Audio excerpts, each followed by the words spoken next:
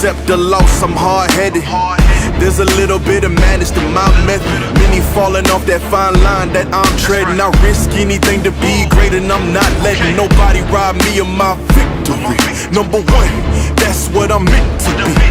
When by any means, only thing that makes sense.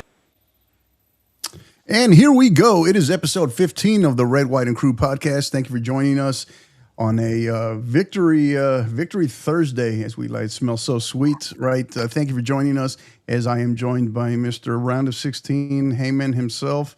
Coach, how you doing, buddy? Oh, doing fantastic. We're one of the last 16 teams playing in this World Cup, so you cannot be upset about that. Yeah. So pop a top here real quick. My energy drink. Salud. Shouldn't need any energy, buddy. You should be just on a high from last night. What's today? Thursday. I don't think I've actually slept more than like 2 hours at a time since Monday. So I'm telling you. So it's been a blur. Yeah, for sure. That's what happens every 4 years, every World Cup, right? But before we dive into, we got a lot to go over. We're gonna talk yesterday's match. Then we're gonna pivot and we're gonna talk our upcoming match, our round of 16. Match versus Belgium. So we'll preview that one. So we got lots to dive in on that, I should say. But before I do, I want to tell you about our proud partners at GoalGetter. This episode is brought to you by GoalGetter. GoalGetter, a recruiting education platform built to help female soccer student athletes and their families navigate the path to college soccer.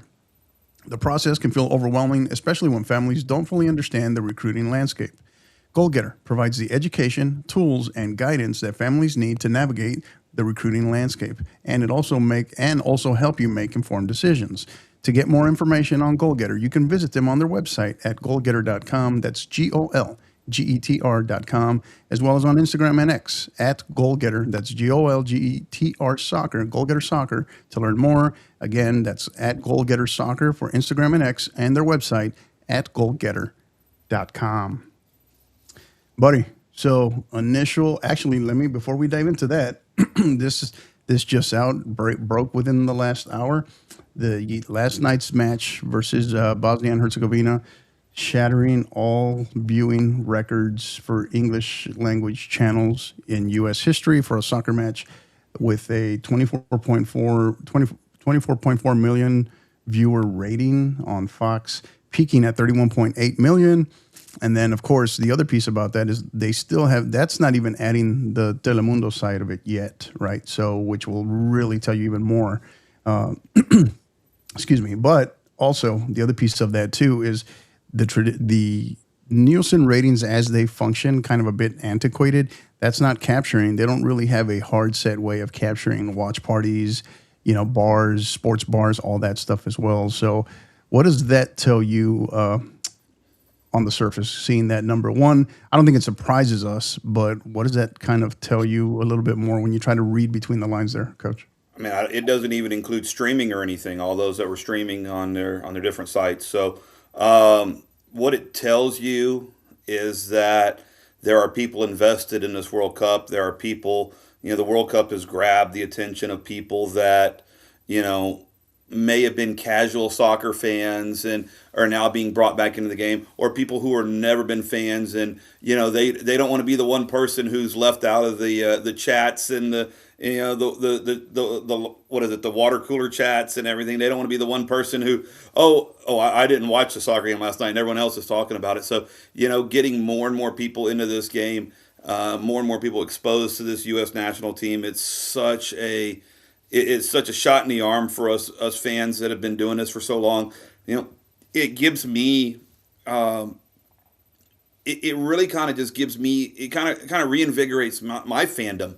I've been going to games since 1991. I've been to World Cups. I've been in stadiums that were half empty, or I've been in stadiums that were 98% away fans showing up, and seeing the crowd last night, seeing that pro-American atmosphere and everyone singing Country Roads at the end of the game. It really just kind of just makes you excited about being back in the game and and supporting this national team and just having. I think, I don't even know who said it last night in our chat, but just so proud to be an American and walk around. It's so cool during the World Cup walking around with my chest sticking out, went into the school today, there's some coaches there. I'm walking in there, yeah, look at us, man. It ain't about the Texans or the Cowboys or whatever. It's USA right now, and I'm proud to be an American. I'm proud walking down the hallway with that US shirt on. I mean, I love doing it anyway, but still, it gives you that little bit more oomph in it. Like it puts the tism in your patriotism. There you go. So, it's just to see it happening. I think it's capturing the moment on so many levels, whether it's our generation who are seeing their second World Cup here on home soil, some people who are seeing it for the first time, some people, and just how much the sport has grown. Yes, how much some people asking the questions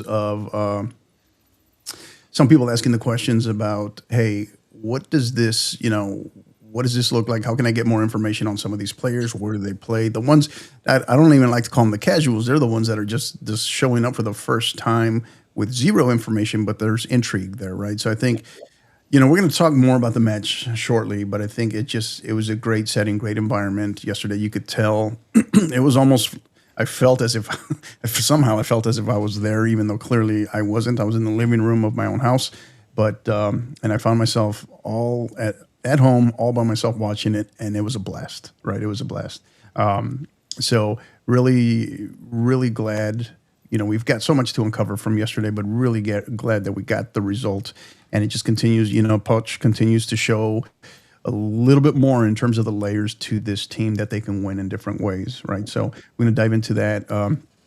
Looking back, a couple of the team stats very briefly, not going to dive into it too much, but just, the possession in the end, obviously the match changed the last 30, 35 minutes due to the red card. So that was really what flipped the possession. But, overall, relatively even against a squad that I felt a lot of people or people who didn't know much about Bosnia thought that it was going to be a walkover. It was going to be easy. It was going to be simple, right?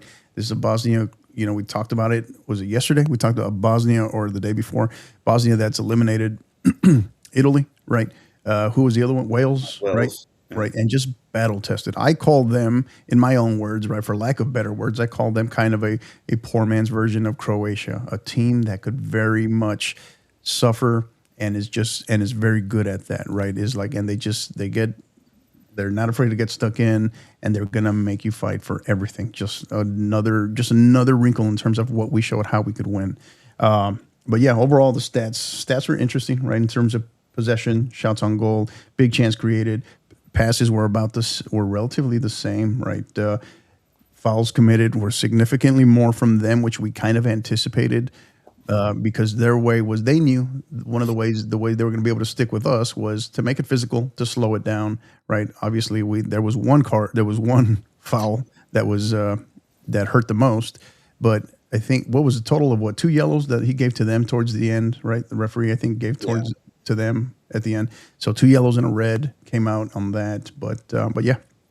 So, we look at yesterday, right? Final score, obviously, if you're just joining us, US 2, Bosnia Herzegovina 0.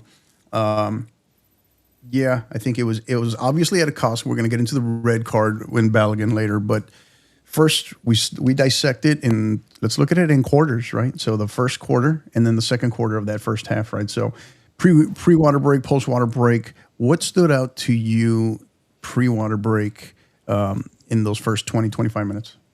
I think the fact that Bosnia kind of came out a little aggressive from the start. They right from the opening start they earn the corner kick, and then they're aggressive in the area. We talked about it earlier that it was that Bosnia needed set pieces. That was their bread and butter. The first corner kick was dangerous, and then the second one, where they tried to swing it directly in, and Freeze had to get back to his line to get it out of there. But other than that, I thought it was kind of what we thought we were going to see. The U.S. was going to kind of control possession. We were going to be a little aggressive early, try to get that first goal.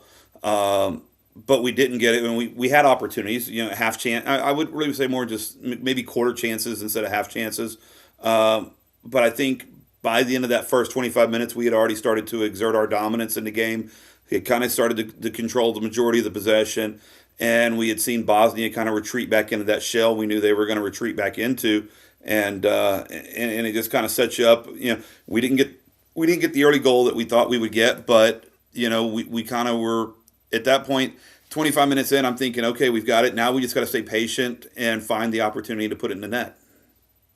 Yeah, and we discussed that yesterday, right? Is having the patience of knowing that the odds were that we weren't that early goal in the first 11 minutes wasn't going to come yesterday, right? We knew that. We largely thought.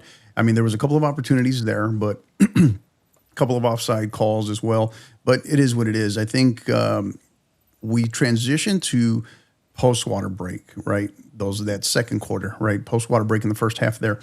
The difference, what it started to dawn on me, I don't know, maybe 30 minutes in, 33 minutes in, somewhere right in there. And I mentioned it on our chat, was that it's like, hey, I started to realize it's like, hey, Pulisic's not seeing, he's not seeing the ball enough, and he's not seeing. We're not able to set him up to where he's not seeing the ball in situations or in parts of the field where we want him to, right? So that was kind of telling. More that showed up later. Ironically, he took his next big step post when Balogun received the red card. But what was your thoughts? So maybe that one, but anything prior to the goal lead up? Obviously, we had the goal called back because of offside there. But that post water break in the first half there, what stood out to you in addition to maybe Pulisic? Well, I think I realized it early in that, probably about 22, 23 minutes in, that we had talked about it in the chat that Pulisic had a free roll, but the problem was that we were seeing was, or that I was seeing, was that we were kind of playing predominantly on the right side of the field. Dest, Freeman, McKenzie all on that side of the field, and I think we said it at the water break. A couple of buddies that were sitting with us at the bar last night. You got to get Pulisic on the ball more. You got to get more touches. Even if he's in a free roll, you've got to try to roll him over. Maybe switch him and Dest at times. But that was a big issue early on. I mean, it's hard to take control of the game when your best player is not getting on the ball. And I think Bosnia did a good job of denying him at times. I think they kind of set up I almost want to say they really set up like an old school line of confrontation at the 30-yard line. So if you were going to receive the ball within 30 yards of goal, they were going to be right there on you. They were not going to let you turn. They were going to, and if you did get a chance to turn, then they were going to grab you. They were going to pull you. They were going to turn you every which way they could. And, the referee allowed a lot of it early on. So I think that set the tone that it was going to be a physical kind of, it was going to turn it down into a slugfest, into a slog down in there. So it was going to, the goal was going to have to come off some type of mistake. We got the first mistake, getting the turnover and getting Balogun in for the first goal that was called off. And then, the second goal comes from, the turnover, the flick, the dummy, the mistake by the Bosnian defender sliding in and getting the ball, deflecting the ball back into Balogun's path. But, I mean, in World Cup soccer, that's what it takes. It takes sometimes getting that weird deflection, getting that bounce, and getting what you want and putting in and getting you in that position. And when those positions and when those situations arrive, you've got to capitalize to put them in the net. And Balogun did. Yeah, and that's, I'm glad you mentioned that, because the other part, though, too, where Balogun probably doesn't get enough credit on that finishing, on that finish for the first goal, is you've got to be in the right place for that opportunity. Right. And he still finished it. Right. He still finished it strong, player right on his hip. So there's something to be said about that. I felt, you talk about the officiating in the first half. I felt like the official, and I mentioned it in our chat too, one of the biggest things that was slowing down and neutralizing, I felt, our counter press and our transition moments was kind of the ticky-tack, a little bit inconsistency from the official. Right. It's like, we got, Balogun's getting pulled. It seemed like anything in and around our attacking third, approaching the 18-yard box, no foul. He was gonna let them play, right? Anything in the midfield or with Bosnia trying to come back, it felt like it was ticky-tack fouls, right? Soft fouls. And so I felt that broke up some of the momentum and the rhythm that at times the dirty work that Adams, Tillman, McKinney Weston was doing in there, and even at times Pulisic dropping in there, right? So I felt like that was one of the things that kind of slowed down the fluidity of that first half. So we get the goal, so this one proved to be the opposite, right? We had been scoring so early in first halves. This one was the opposite, right in the last few minutes before halftime. So as you're going into halftime, right? You're Bosnia and Herzegovina. What were your thoughts? What did you notice? Is that the quintessential, like, not backbreaker, but oh my God, it's pretty deflating when you play a half like that, the way they did. They hold us to 0-0 and then they get that goal. What's your thoughts there? What do you think that was the message that they received, that they took away from our goal? I think it's the same thing that we saw with Sweden the day before. You give a goal right before halftime. It's demoralizing because you have a game plan, you have the idea, and you've seen it out for 40, 41, 42 minutes, and then more so for Bosnia than Sweden. uh, a mistake causes that whole plan to go out the window. So even if and you and I, we coach this, how many times are we sitting at, 38th, 39th minute? Okay, we've gotten through this half. Now I can start thinking about, what do I say to my team at halftime? What adjustments do I make at halftime? Do we keep doing what we're doing, or do we do this? And then all of a sudden, boom, something happens. And now we're down a goal. Crap, everything I've just been thinking about for the last 2 minutes is now out the window, because now we have to come up with a whole new plan. And I think Bosnia, and obviously these guys knew that they were going to be in a situation like this, and I think their management team kind of said, okay, what ideas do we have if we're down 1-0 at the half? What do we do if we're 0-0 at the half? So I think they're obviously prepared for that. But, still, if you're a player, it is demoralizing giving up a goal so late in the half, and especially one that gets the whole crowd into the game. And, now you're really feeling that energy in the stadium going against you. Yeah, and I felt like, in a way, in assessing that, it did kind of seem where maybe that was one of the best things that could have, not the goal itself, but one of the best things that probably helped Bosnia was it happened right at the half. So that kind of tempered the crowd for a little bit, right? So, because if that goal happens, 10, 15 minutes earlier, now they got to go through it, with a crowd right on top of them, and see out that first half. So, and that allowed the Bosnian manager to figure out, as we saw, right, he immediately went to three attack-oriented subs right away, right at the start of the second half. So we knew they were going to look to have a little bit more possession. They were going to look to obviously press more and chase the game. So we come up on the, 64th, 65th minute. We see the unfortunate tackle and foul with, and then the eventual go to VAR review and red card on Balogun. I already know how you feel about it, but when you step back, here we are almost 24 hours later, do you have any different thoughts? Do you feel anything just differently, that not what should have been done, but you see anything differently on, kind of lessons learned, I guess, from, I don't even know, right? Balogun's perspective. We already know we know FIFA can't be protested, it can't be appealed, but 24 hours later, what are your thoughts? Well, first off, I'd like to know what Cristiano Ronaldo did to get his suspension appealed and shortened. So, I mean, it's disappointing. There's nothing that Balogun could do. It's an attacking play. It's unfortunate. We can go through all the stuff there. The replay should never have been used anyway, because the replay looked at the slow motion replays instead of the still shots too. So exactly. And if that's the case, then you need to be looking at the still shots and the slow motion of every one of those tackles that we kind of threw out in the chat yesterday. Messi should have been suspended for sent off against Algeria. Congo should have had a red card, I believe, against Portugal in that first game. They should have had one. The other part about that, so because what we're talking about is procedure, right? Yeah. Is VAR, VAR, whatever you want to call it, that is not its original intent, right? Not for something like that, right? And what gets lost, right? I mean, we see it in American football all the time, is what was the call on the field in the moment, right? There was none. There was none, right? There was none.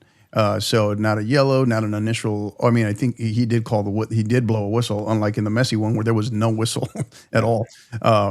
But the problem here, what I see is, maybe the Brazilian crew, the officiating crew on the field, the coach. I talked about it in our chat, right? He's the center, the main official. He's kind of can be the scapegoat, or he's the figurehead of it. But the reality of it is that that VAR crew, that official VAR crew up in the press box, wherever they are, right? That's what really has to get questioned here, because how if there is clear cut procedure and it sounds like they deviated from that in terms of the intent, right? We have a problem, right? And we have a big problem, especially when when FIFA has unfolded all kinds of new rules that we're seeing, right, in this World Cup. But somehow they they completely fell asleep at the wheel when it comes to that one, right? Because that is not the intent. That is not the procedure based. Now, if you look at it steel frame and you look at it shot by shot, slow motion, yeah, of course you can make no argument. Should have been a red card. Should be a red card, right? Yeah. But that is not the intent of the procedure here. That's where I think it clearly went wrong. So thoughts on that? And I think, when we go back to what VAR is for. VAR is for clear and obvious errors, and I don't think there was an obvious error there. We could go. I mean, if this is how VAR is going to be used going forward, then what's the point of having referees out there? We're gonna go back and we're gonna check every screenshot, every freeze frame, everything we can to kind of officiate the match. Yeah, we've lost the plot, man. We've lost the plot. Have. Well, here's the other thing though, too. Is this enough warranted going forward? And I don't know if it's just strictly FIFA competitions or all competitions, but we've heard the discussion before, right? There should be variations of a red card, right? Could I have lived with, I still wouldn't agree with it, but would I have been a little bit more understanding if they say, hey, Flo Balogun is out for the rest of this match, but not the next one, right? A degree of the red card. I could see that. I think you could save face so much more on that, right? But when it's just hey, here you go, rest of this match, we know that wasn't your intent. We know you're clearly looking at the ball, trying to make a play for the ball. But if we're gonna rest on protecting the player solely, not applying any common sense, not in the moment, right? To say next match as well, that's over the top. Yeah, I would also like for VAR officials to explain their rationale. What was it that you saw that brought you to this conclusion? Did you use not the intent that's of what VAR, I want right? to know. Again, If they sit there and say this is what we get saw. into it, Brian. That's where we get into the whole. That is not conceptually, that is not the point. In theory, that's not the point of VAR, because now what should be quick is now going to turn into a 5-minute discussion and explanation. And you saw some of the looks that we got from who was it? South Africa players when the official was trying to make an explanation in that first match versus Mexico. So I get what you're saying. I don't disagree after the match. After the match, give us a report from the VAR room. I want their explanation after the match. I agree. That's a different story. I completely agree. Give me something. And they didn't. It was just, it's been radio silence from FIFA ever since. Correct. And, until you make referees and VAR officials explain their actions, then, they're going to continue to make these types of mistakes. And I'll say this to FIFA. I'll say this to FIFA. To the game. I'll say this to FIFA. It's 2026.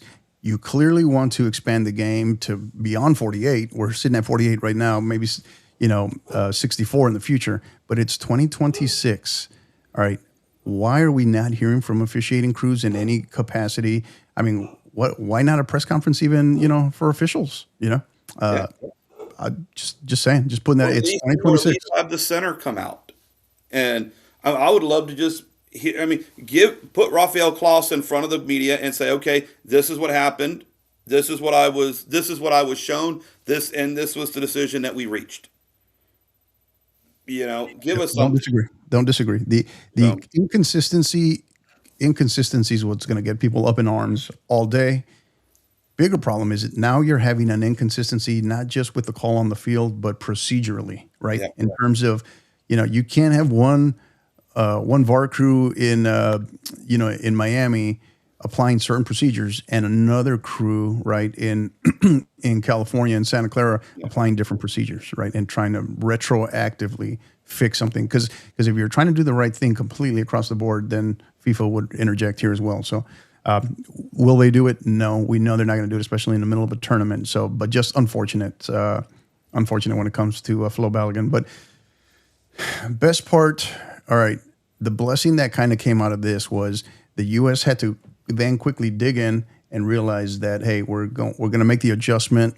But what I saw the best in terms of their play for the last 30 35 minutes, it was hey, we're not going to deviate from who we are and how we play and our identity. Right? Was did they have to kind of pack it in, play a little bit more compact? Sure, right. But I mean, they could have probably still scored twice, right? Even after minus the Malik Tillman, obviously free kick, incredible wonder goal. But they could have probably put two more. What was it? That's when Pulisic I think got called offside. Was after right after the red card as well. So thoughts on when you see how they played out the last 30 35 minutes after the red card. Yeah, I almost got thrown out of the bar for when Pulisic scored because I jumped up and yelled "F your red card." But you know, I think I think this is a true test of what this team is doing under Pochettino. You know, they're playing with an incredible amount of confidence coming out of the group stage, coming out of the send off series, things like that. They're playing exceptionally well. They're playing with a lot of confidence, and this is the kind of team. And you and I know these are things we train with. You know, let's go down a man. Let's work on what's our shape going to look like when we go down a man. What is our mindset going to be? And I think what you saw was we got a little tighter midfield, shape wise. You know, we weren't spread out side to side. You know, we kind of closed those gaps in the middle of the field. It was like, okay, Bosnia, if you're going to beat us, you're going to go around us. You're not going to go through us on this. And there was a lot of grit that was shown. And you and I have talked about this things that this U.S. team lacked. We could even go back as early as March, but even before that in Copa America, this team kind of lacked that grit. Does this team, given the situation from yesterday, right? Given the actual the scenario that we found ourselves in yesterday at the 65th minute, does this team a year ago win yesterday's match? I don't think so. I think that game. Well, I won't say they won't win. I think that game ends up in I extra think you're time. right. I think you're dead on accurate. I think because there's more to it in terms of Pochettino is still piecing the puzzle together, right? We're still trying to figure out who were going to be his guys while also trying to change the culture, which we are now seeing, right? So, but yeah, no, I agree. But that was the key piece, right? I felt like part of that yesterday's game showed. I mean, I just felt like it was real adversity that had shown up for the first time, right? Real adversity. And it just showed another way in which we had to win, right? We're not going to win them all 4-0, 4-1, right? The Australia game was different, right? In terms of the tale of two halves, figuring that one out. We knew it was totally different, the situation with Turkey, and should have still won that one, right? Or at least at a minimum drew that one. So, and then this one, right? Tale of two different halves or tale of a fourth quarter, however you want to break it down in terms of a red card. And I felt like, the ability to play the press, the counter press, how we were connecting passes, figuring things out, starting to break them down and open them up. But then that identity that has really shown itself in this World Cup for the U.S. men's national team. But then post red card, I felt like it was a throwback to how some of our teams used to have to win games, right? Yeah. Going back to the grit, the fight, the heart, the playing for one another. And When we I were think that considered goes back, underdogs, yeah. and I think that goes to Pochettino because Pochettino really, I mean, what he said, he really earned his money in that last fourth quarter. Getting those guys moving, getting those guys. He was constantly pacing that sideline, constantly coaching and moving players and getting them where he needed them to be. And the things that he did, the things that he said, to those players, whatever the instructions were. This was not something that was done on the fly. He didn't just go in there in the fourth and in between the third and fourth quarter and say, "This is what we got to do." This was something that had been prepared for because those players just stepped right into it. And I mean, Chris Richards went from being just an A- center back to being a world class center back that last 15 minutes. I mean, he was all over the place. Tim Ream was proving himself, a 4-star center back last night. Those guys, they just. The intensity that we played, that our front five had played with this whole World Cup, we saw our defense, our back four, pick up that intensity, once that happened. They picked up their intensity and they played like a world class back four. And you probably could have played that game for another 90 minutes. I don't think Bosnia scores on us, the way we were playing. Yeah, I agree. Underrated, unsung hero in yesterday's match was that back line, right? Yeah. And let's give it to let's give Matt Freese some flowers. He had to make some tough adjustments there in goal, right? Including that one we almost saw an Olympic. If he doesn't read that better, they get a goal on that Olympico there. So, I thought Freese himself proved the entire defense proved themselves well. So a big win. Don't listen to the haters that want to say that, hey, it was just Bosnia or whatever. No, BS. Same thing with that Paraguay win. Now, almost 3 weeks later is looking a whole hell of a lot nicer now, right? This is that overtook a Germany squad. So final thoughts on this one, Coach, as we start to wrap up before we can transition and look at Belgium. I think, like I was telling my girlfriend last night, winning in the World Cup is not easy. I don't think we've ever had a World Cup where we've won 3 matches in it. This is the first time we've ever won 3 matches in a World Cup, and it's huge. And when we were sitting there talking about it, in '94 we won 1 out of 4 matches. In '98 we lost all 3. In 2002 we won 2. Yeah, or '02 we won 2. '06 we didn't win or did we? No, we didn't win a game in '06. In 2010 I think we won 1. It's difficult to win World Cup games, and you've got to find ways to win. And we know this. Not every game is going to be the same. Paraguay, we outraced them and ran them over. Australia, we were able to get around them in the first half and hang on. This match, it was a dogfight.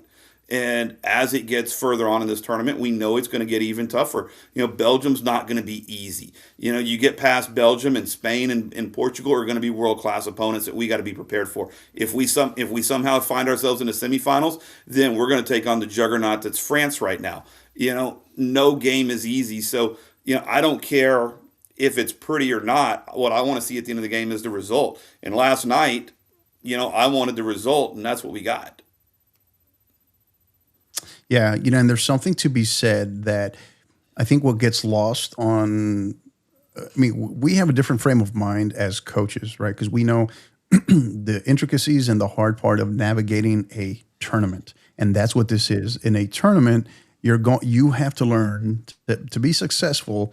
Obviously, you have to execute. You have to, somewhere along the way, you have to get lucky. Certain things, just the ball just has to bounce your way. A couple of things. Maybe it's on that little, that through ball from Tillman that ricochets off of a couple of Bosnia players to Balogun, right? But then there's still the execution, the skill piece for Balogun to finish that, right? Past the keeper.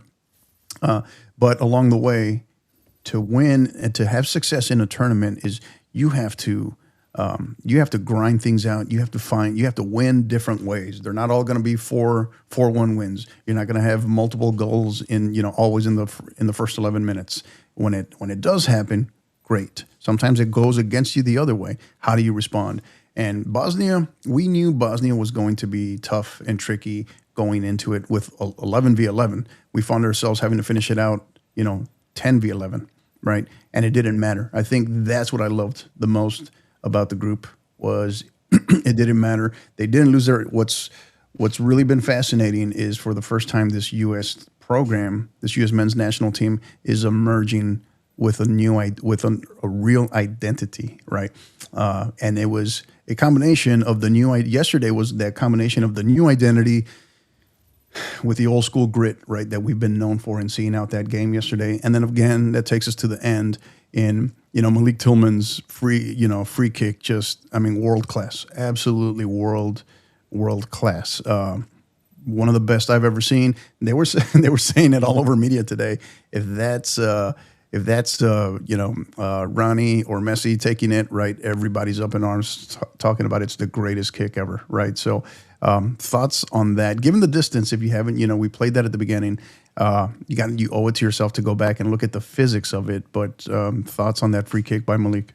It's just so difficult, to get a ball over the wall and down under the bar from that distance. And, one of those things that we teach, in goalkeepers, that kind of distance there, you can kind of cheat off the wall a little bit because it is so difficult to get it up and over and then back down under the bar. And when it happens, those are those times you just have to applaud the striker. And Malik Tillman just, I mean, incredible. I mean, words don't describe just how incredible that goal is.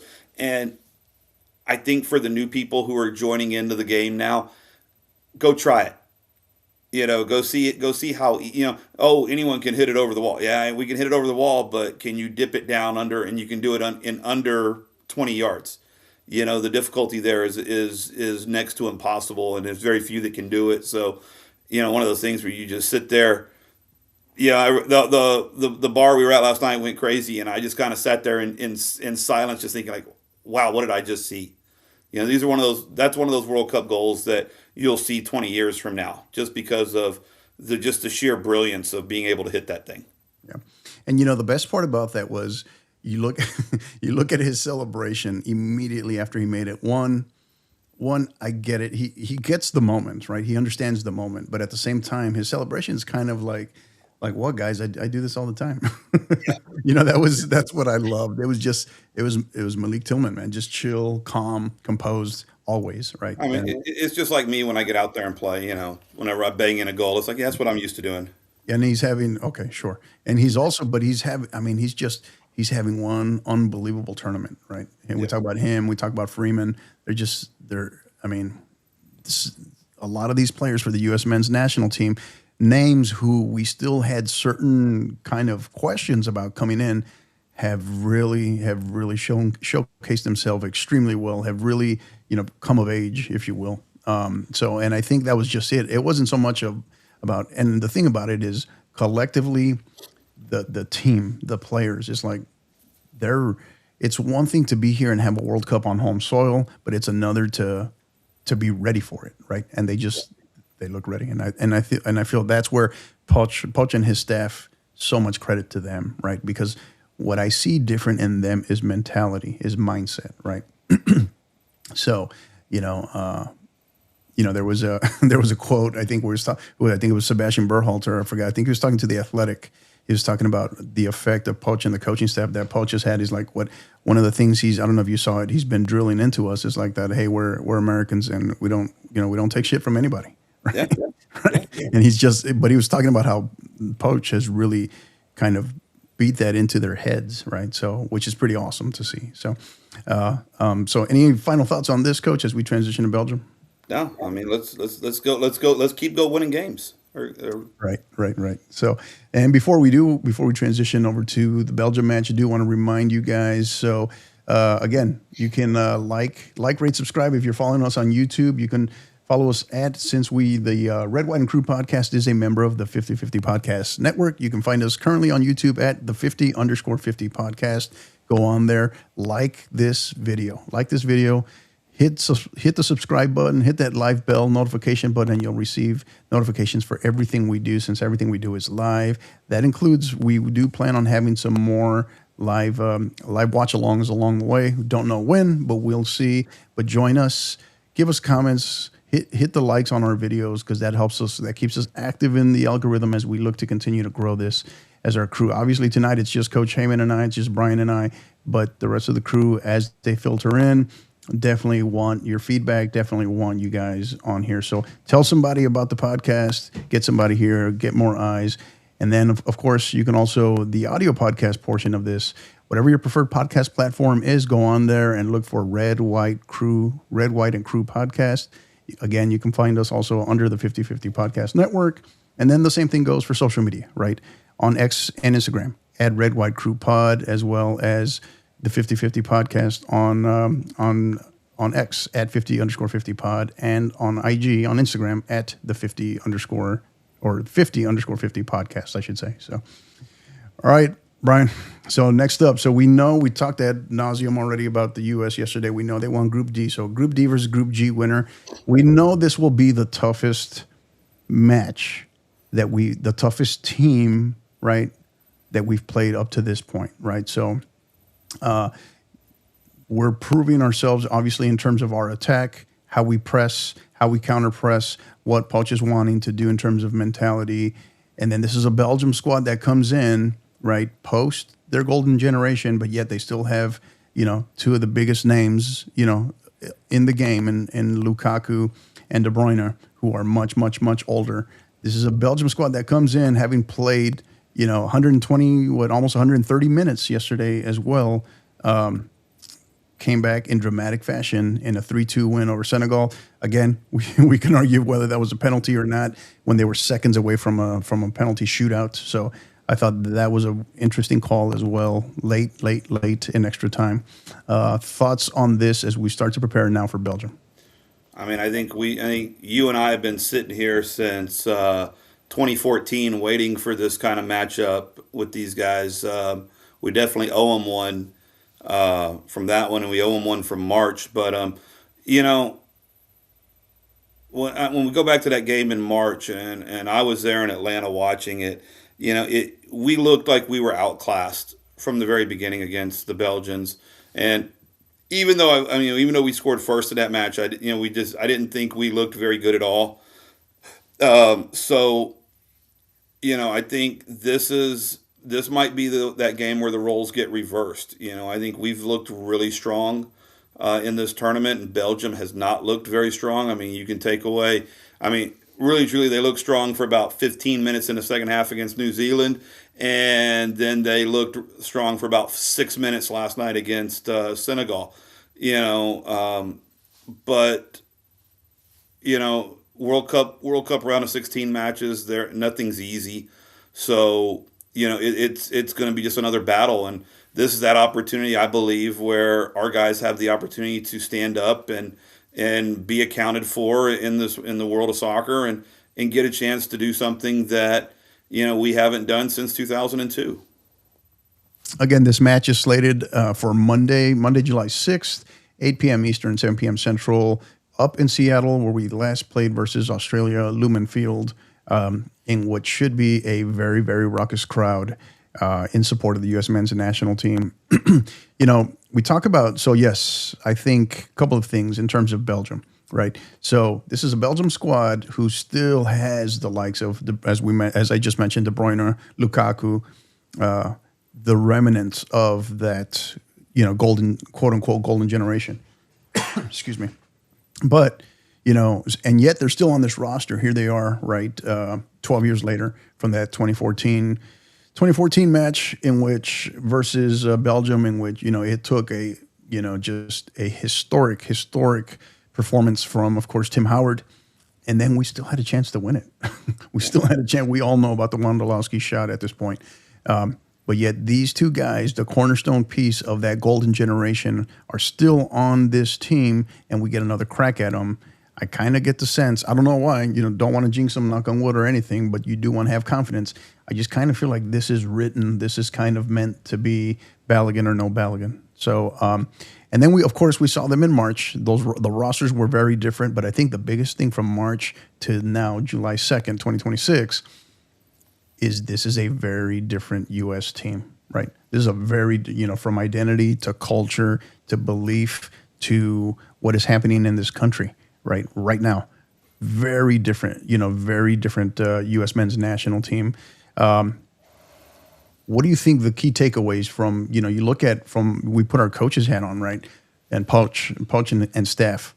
What are they looking at from March to what they've seen through this World Cup in preparation for Belgium? Minus, obviously, Flo Balogun. I think, if we go back to the game in March, I think there was still a lot of unknowns about this team. We didn't know what the roster was going to look like. We didn't know who was going to be included in that roster. And I think some players played, like they were, like they were auditioning for one of those spots. And when you're trying to make a team, sometimes you don't take the risk that you need to take because you don't want to make the mistakes that will get you noticed and get you dropped from a roster. So I think that could have been an issue with that game there. But, coming into this game, and I just sent it to you and the guys in the chat, was kind of the, U.S. Soccer released the post-game talk from Pochettino to the team. And, just looking at the eyes of those players that when they're listening to Poch, man, they are in for it, and they are in together on this. And, he mentioned the word family several times. And I think that's what this team has become.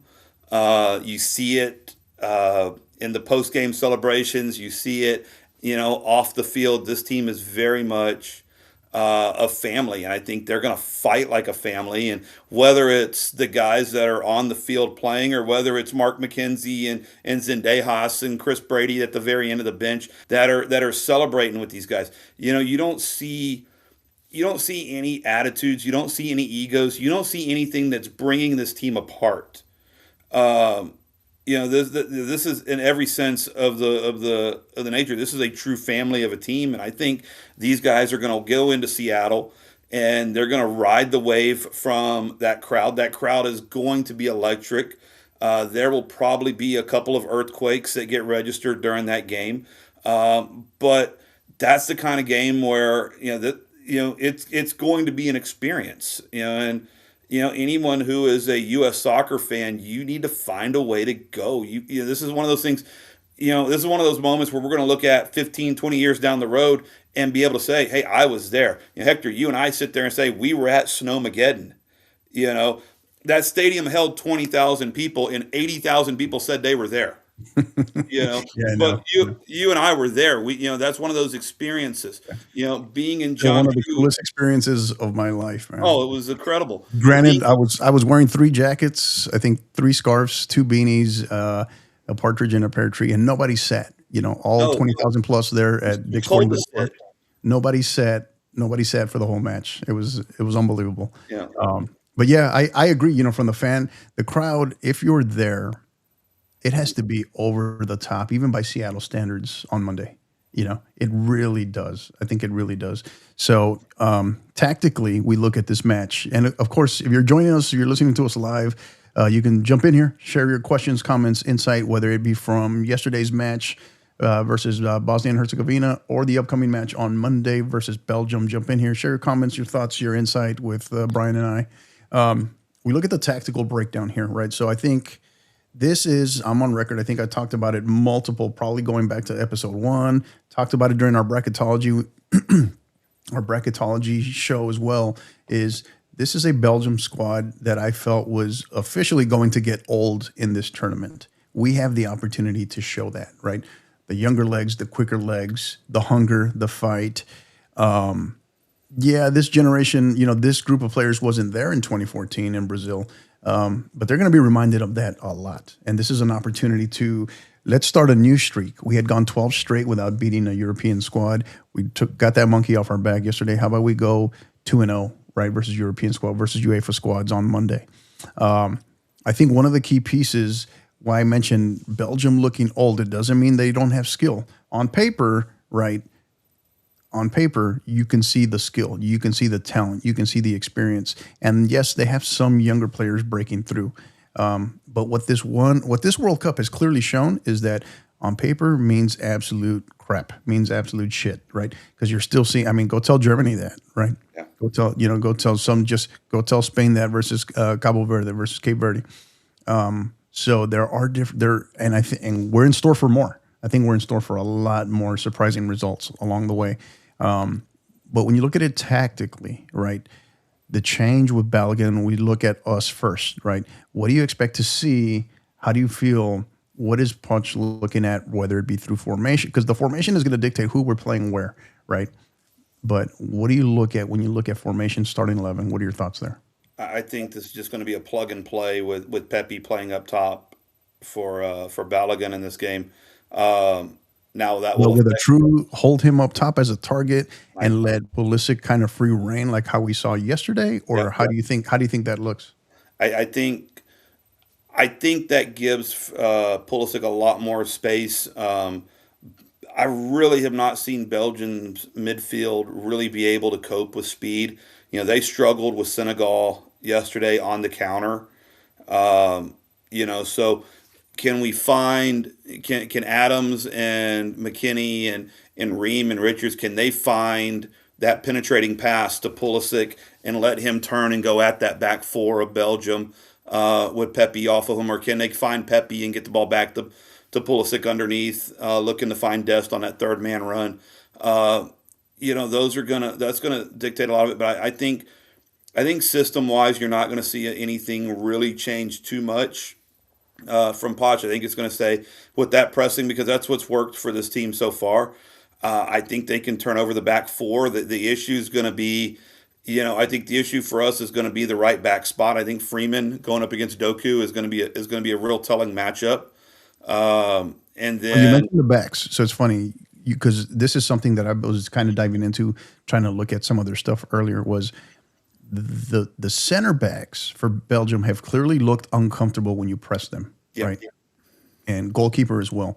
Now, and then the other piece, thinking about how we want to play and get in behind, their fullbacks, right, their left and right backs have clearly shown the propensity to push forward, right? So, will that look different, right, from their perspective?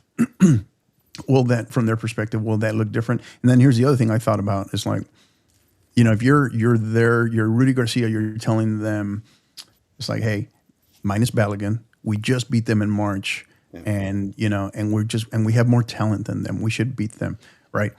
How does he handle that? Their starting 11. Do we see a significant? Does he quit messing around and start Lukaku from the start, knowing that he's not going to give you a full 90, right? And then of course we just saw De Bruyne came out at halftime, right? Yeah. So how does he make his adjustments based upon? Because obviously those key plugs that he made at halftime were difference makers in that second half yesterday versus Senegal. And I think the other piece too, it can't go without saying, was, they have to be kind of thinking to themselves, we did not deserve this win yesterday versus Senegal, and yet we're here. So we'll get it done in the end, right? So there's that resolve, that confidence that they'll have. Is that just confidence, or is that arrogance as they come up against us? What are your thoughts? Oh, I think they're going to come in confident. They've won their group. They've advanced past Senegal, and I mean, you can say what you want about the penalty at the end of the match. They still got the result and they got themselves through. Man, it's hard to tell because really De Bruyne has not looked. He looks like a shell of the player he used to be, and maybe Rudy Garcia makes the change and brings him off the bench. Maybe say, hey, you can't give me 90 minutes, but you can give me 30 at the end of the match if we need that veteran leadership. In regards to Lukaku, it's a 50-50 toss up. Does he start? Does he come on at 60 minutes as well? He is such a or try to score early and get ahead to try to neutralize the crowd a little bit. That's the only thing I can think of, because I don't see both of them starting. I mean, because that would be, I think, an eye opener if both De Bruyne and Lukaku were starting. They both started against Iran, and it didn't look good at all. No. Because keep in mind what I just said about the center backs. Yeah. That's an aging midfield too. Yeah. So I expect for him to throw out a very looking lineup, I think, on Monday. But yeah. So anyway, more thoughts on that? I think our back four versus their front three is going to be telling. Having to deal with Doku, having to deal with Lukaku. Telemans, I think he'll probably become the primary midfielder in place of De Bruyne. Yeah, I think so. And then dealing with Trossard. Trossard might be the only Arsenal player that's had a good World Cup so far. So, but he's played well and he's been creative in this.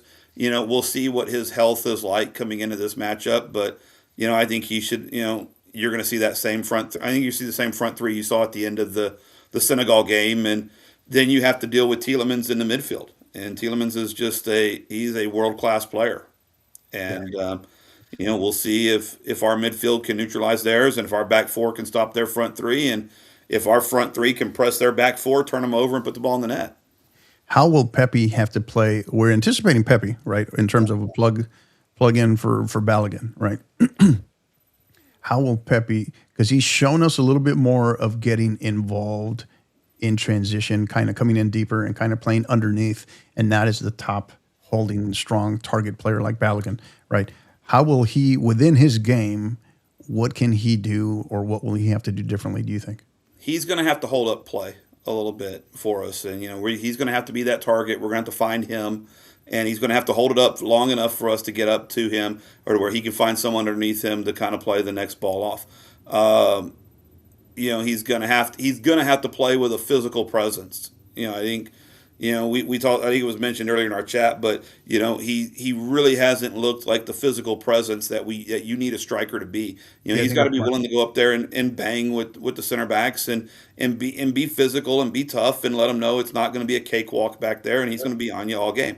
He needs to give us a physical presence like Lukaku, and can he find the right passes to kind of spur the counterattack and get it going? And can he get himself into places in the area where he can get shots off or he can finish off the cross?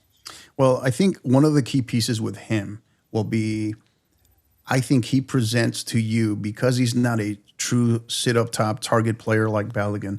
I think he creates the spacing and the opportunities to allow Pulisic to get in and finish, right? And you talk about someone that's due, right? From he had a phenomenal 45 minutes versus Paraguay, and he's been working his way back in since. And then of course he played. What did he play yesterday? I think what was it, 80 minutes or 80 something minutes, yeah. 70 something? So, excuse me. So I think the time has come for him, for Pulisic, right? In terms of putting the team on the back. And can we get him facing goal in 1v1, even 1v2 situations, attacking the goal? That's where, and I feel where because of how Pepe plays, that won't be maybe his primary role, but because of how he plays and how they can link up, I think that is going to afford the opportunity to open up space for for obviously Pulisic, but even maybe Sergi, especially, and if those left and right backs push up, it could be in the form of Tillman, could be in the form of Dest, which we need. I think that's another player who I think has to have a massive game is Serginho, right? Is much because he's capable of so much. And then of course, we talk about Jedi Robinson on the left, right? If those backs push up, they're going to look heavy at that film in terms of that match versus Paraguay and that first half versus Australia in terms of what we're trying to do. And then, of course, in behind McKennie, right, the runs and the movement that McKennie and Tillman show, I think will compound, coupled with what I was just saying about Pepe, to create the opportunities, I think, for Pulisic and for Serginho. Thoughts on that? Yeah, I mean that's a big part of it too. But um, it's just going to be a scrap. I mean, we're going to go at it and go give it everything. You're going to get that effort from the guys, and hopefully we can find those spaces to get in behind them. I like the idea of Jedi and Pulisic. I mean, that first half against Paraguay, they were phenomenal together, and we really haven't. I really didn't see it all that much last night. Them together, so hopefully we can. I think you said it. The players that were rested against Turkey, there was a little bit of rust in that game.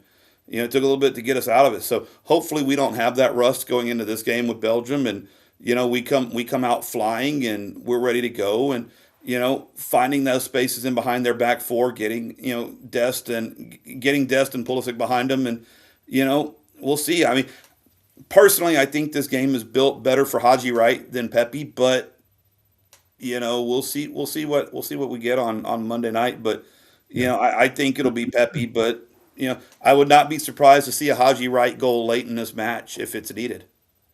Yeah, I think who I think this game could set up well for, especially in certain situations. It could be a Gio Reyna all over again, right? Yeah. And because I think that this game is going to look very different from Bosnia Herzegovina in terms of not bunker in, drop Yeah. back, put 8 behind the ball or 9 behind the ball.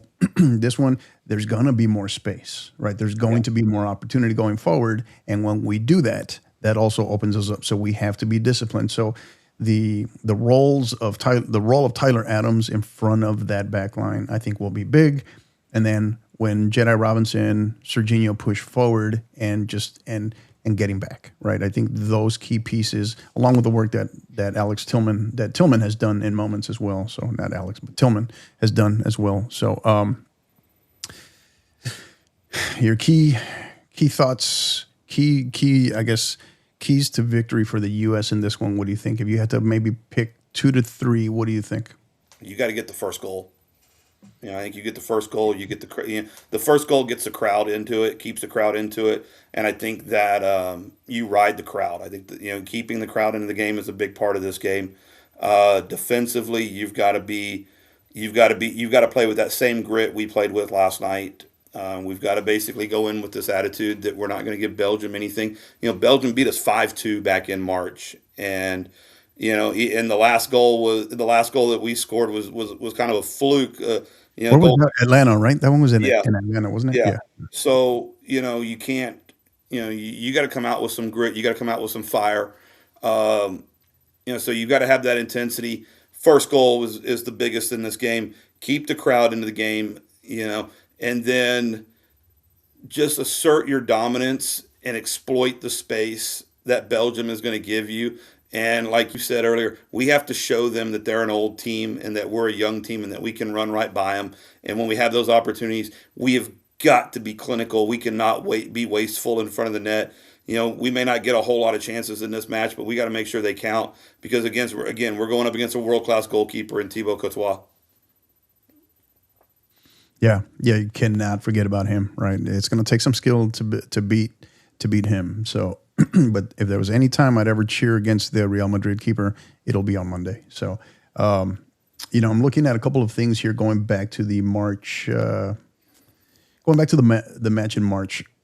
starting lineup for that one was Matt Turner in goal, left to right. In back was Robinson, Ream, McKenzie, and Weah at right back. We knew how that went, right? So, and then in the midfield you had Tessman and Cardoso holding, and then up forward in front of them you had Tillman, Pulisic on the left, McKinney on the right, who did get a yellow card in that one, and then Balogun up top.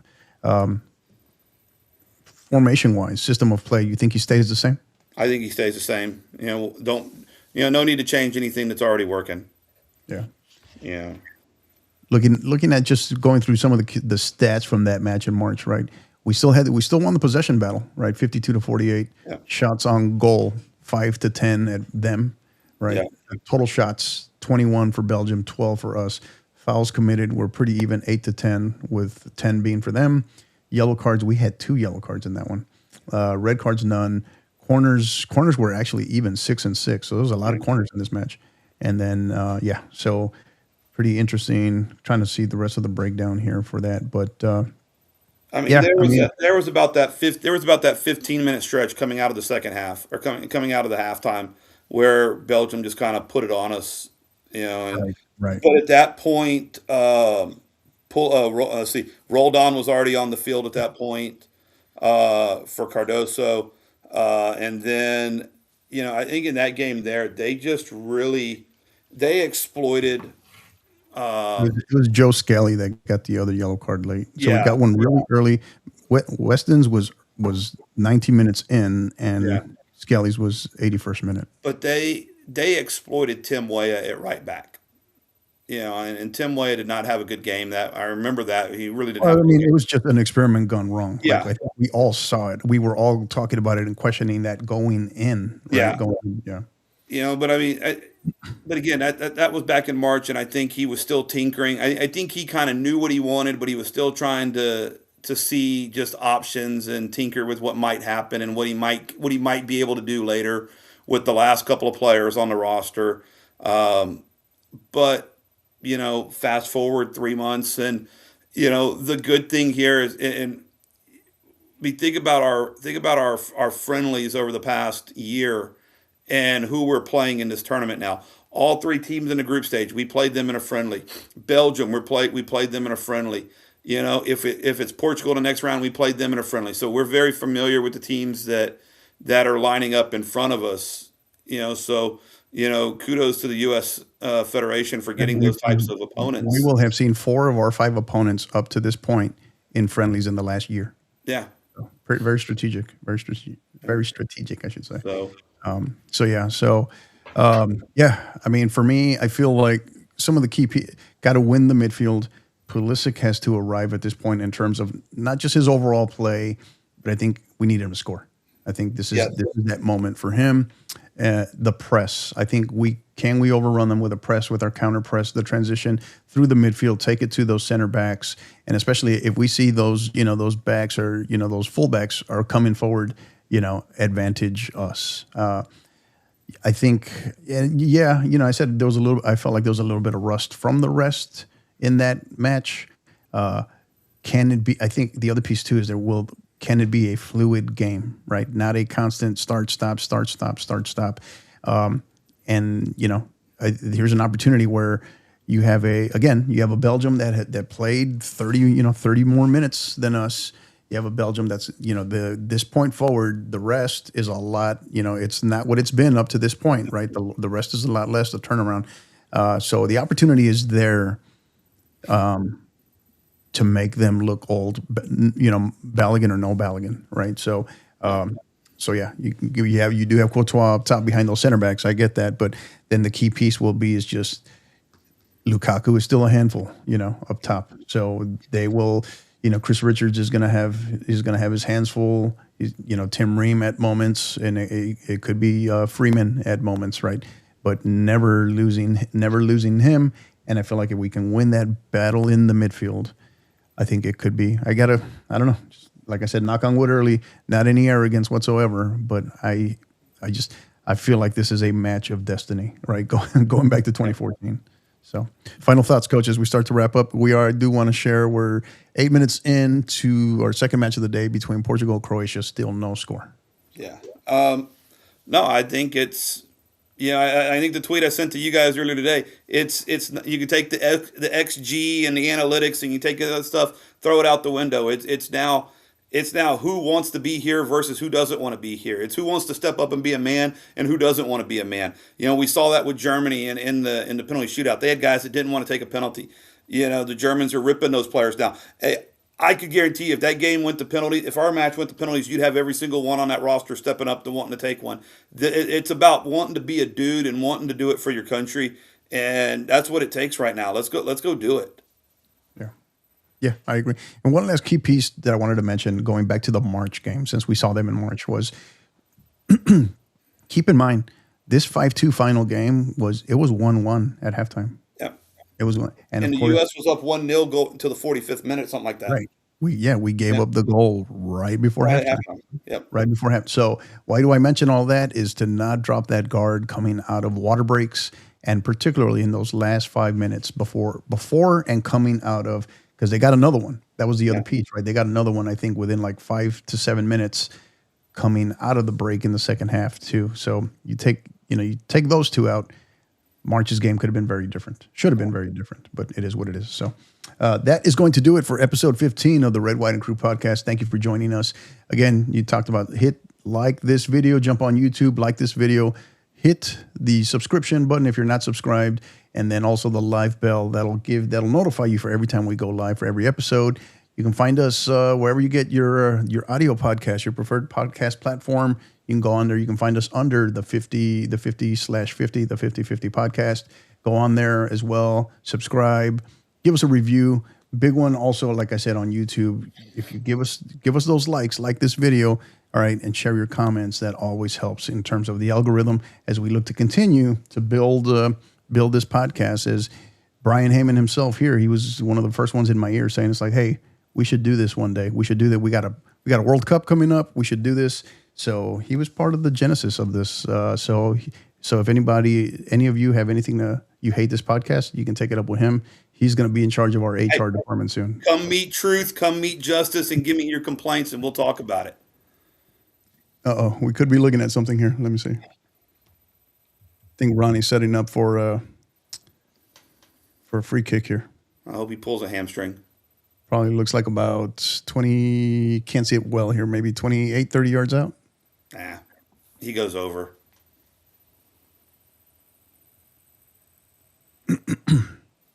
Yeah, I'd say close to 30 yards out. Yeah. Well, while Hector's doing all that, I'm going to let you know. Follow me at the Real Coach. Yeah, sure. Share with us. By 10 o'clock tonight, I will make a decision whether or not I will break my bank account and take a trip to Seattle. Never got past the wall. Yeah, But But no, they did get blasted in the face though. So yeah, take uh, that. so But no, anyway, yes. Tell us about your decision about your upcoming voyage. Tell us. well, I mean, I look at it a couple of ways. One, I was in South Korea in 2002. I watched us beat Mexico there. The last time we won a knockout game before yesterday, that got us into the quarterfinals. So, I was sitting there last night just thinking about it and the opportunity to go to this game in Seattle. To watch a World Cup game at home. When I was 13, I got to watch a couple games at the World Cup. We went to the game in Detroit and we went to the game at Stanford Stadium and then the Rose Bowl. Those opportunities don't present themselves very often, and people are going to make their complaints about ticket prices and everything. But if you're a soccer fan, if you've been a soccer fan for a long time, if you love this game, where else are you going to be? Where else are you going to have this opportunity to watch your country play in perhaps one of the biggest games in the history of this whole soccer federation? So last night I kind of sat there just looking at it, and then this morning when I got online and looked at tickets, I was like, "Oh my goodness, this is going to be rough." But I'm gonna give a lot of credit to my girlfriend. She kind of looked at me and she literally said, "She goes, when are you going to have this opportunity again? To go watch the World Cup at home, to watch your country play in a game that's going to be like this." So, we I'm telling you, man. yeah, I'm telling you, you got yourself a keeper there. She needs a I'll, holiday. She well, needs a school holiday named after her. Possibly put her in for a medal. I So think she's a little too short to be a keeper if we go by English standards. You know, no such thing, man. No such yeah, thing. she's definitely a good left back. Because she doesn't mind if I leave her back at the house and go watch a game every now and then. Yeah, yeah, Yeah, yeah. Quit while you're ahead. Quit while you're ahead. I'm telling yeah, you. yeah. I'm telling you. She, Yeah. yeah. Well, she's my anchor in the midfield. I'll So keep 10 it that o'clock way. tonight. The decision will come by 10 o'clock tonight. The decision will come by 10 o'clock tonight. Okay. Whether or not I make the trip, it'll be a quick trip. It'll be a fly up Monday. I think the flight I get into Seattle at 2 o'clock. Game is at 7, and then I'm out of Seattle by 5 a.m. the next morning. So Well, remember, it's what 5 o'clock their time. I think Pacific. I think it's early. It's 5. I think. Double check that. I think it's 5 p.m. Pacific. I appreciate that, Hector. I appreciate Yeah. you being the Double check time your guy here. Pacific. Double check your start time Pacific time. I Yeah. think it's Oh I think goodness. it's 5. Well, So then that may change. That may change the flight details, but we're still going to find a way. We're going to get there. And like I told my dad. Well, I didn't tell my dad anything because I'd have gotten chewed out for it. But like I told a buddy of mine, I'm about 95.5 in favor of going to this thing, just because when else am I going to do it? And then I'll just load myself up with club soccer and pay this thing off in 10 to 12 years. So by 2038, man. By I'm 2038. gonna have to work. I'm gonna start working for you on the podcast here and making that big bucks that you make. Yeah, right. we need a lot more partners, a lot more sponsors. I'm telling you. So because people ask me all the time, it's like, hey, why don't you just do this full time? And first of all, I tell them, I guess, thank you for telling me that I stink as a coach and as a teacher. But secondly, it's like, we're not doing this for the money. We don't get paid. It's not like is that the goal one day in terms of building this network? Yeah, absolutely. Do we want to bring more podcasts on, have hosts in different shows? But like I said, that's the years down the road, right? So bit by bit, man, bit by bit. But so here's some interesting info that came down within the last. Actually, I think it came out originally less than a day yesterday, but then it's updated here. So Darren Ravel had mentioned, so good old Nike retailers will officially have run out of the U.S. men's national team, the red and white striped jersey, right? Before they basically already have. Yeah. So they won't have any more any available, definitely by Monday's game. But what they are in the middle of mass producing is a half price replica that has the flag pretty much wrapped all the way around, and you have no name option for customization. That's $65, right? So, but real jerseys will not be reproduced unless the U.S. wins it all, just like the Olympics. So, and that's straight from the head of Nike, straight from the head of Nike inventory. So, If there was ever a time to go back to Adidas, now would be that time. But you know what? They could make a replica jersey for freaking Elmo yesterday and Cookie Monster, right? Hey, Can't make one for me. I will give Nike kudos for these jerseys. They finally came out with, because they've been coming out with some god awful jerseys for a while now, right?